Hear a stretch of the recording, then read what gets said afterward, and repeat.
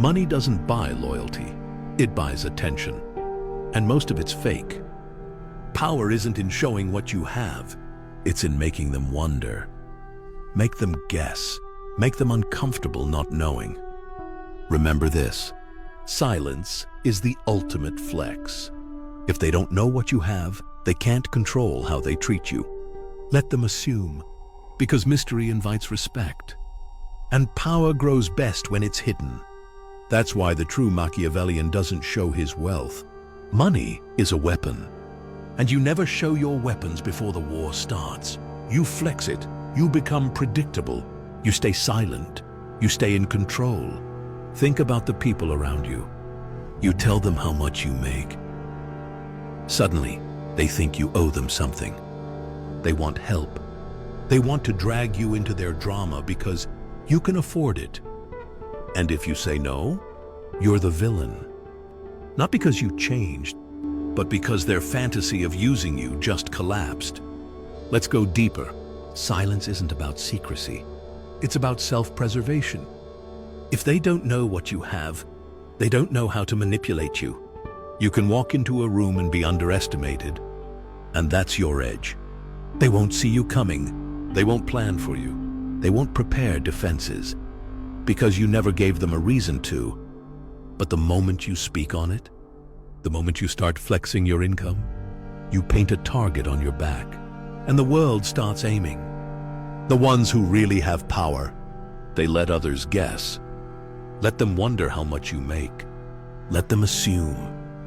Because mystery is more powerful than wealth. People respect what they can't figure out. They fear what they can't label. They watch what they can't access. If you want to own the room, don't show up screaming about your bank account. Own your silence. You don't need to explain your lifestyle. You don't need to justify your success. You don't need to defend what you earn. Now pause. Ask yourself, how many people in your life know what you make? And what did it really bring you? Did it bring peace or pressure, support or suspicion? If you're honest, you already know the answer. Let me paint you a scene. You tell your friend you made 6 figures this year. At first they smile, they clap, they say, "That's amazing." But then the questions begin. "You must be rich now, right?" "Hey, I've got this business idea. Can you help me with rent?" Suddenly, your income has created expectation. And when you don't meet it, respect turns to resentment.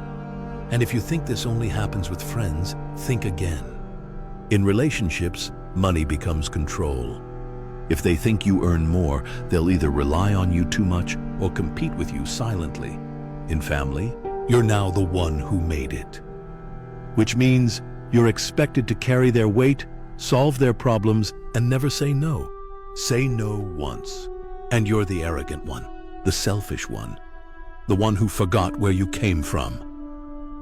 I never said you shouldn't help others, but during your building stage, you need to stay ruthless. Do not sacrifice your future to carry someone else's weight. Once you start making progress, they will see you as the person who made it. While you are still building, you must stay focused and protect your progress. 4. Never expose your relationship conflicts. You ever see someone post this? "Can't believe what she did to me again. She's acting cold and distant." Relationships are hard. Yeah, that's weakness, broadcasted. Let me paint you a scene. You fight with your partner. You feel hurt, betrayed, confused. So you go tell your friend, your group chat. You spill the details, the words, the insults, the chaos. You think you're getting support, but what you're actually doing is broadcasting your instability. Now everyone knows your connection is shaky. Now everyone sees your power slipping.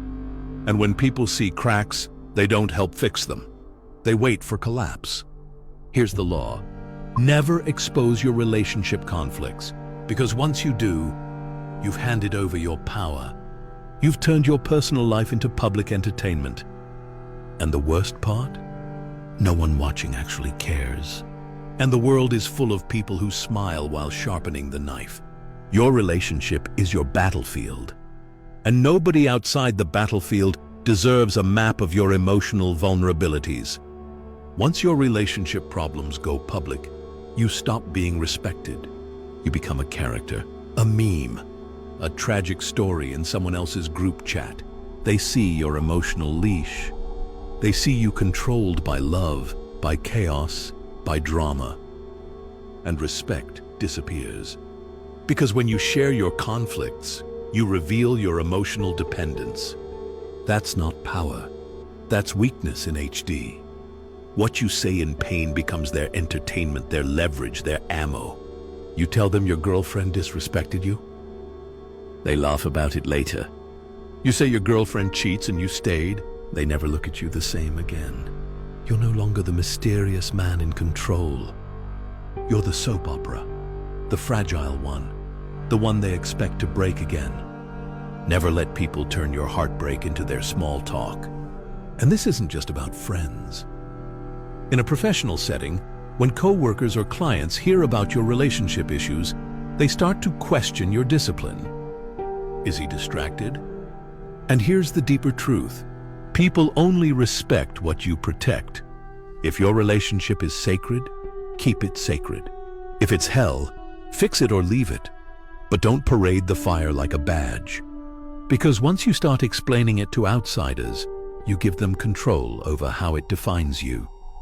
Now, this doesn't mean suffer in silence. This doesn't mean isolate. If you need help, get it from someone who's above your level, a therapist, a mentor, not your emotionally reactive friend who can't even manage their own love life. Let me give you a Machiavellian scenario.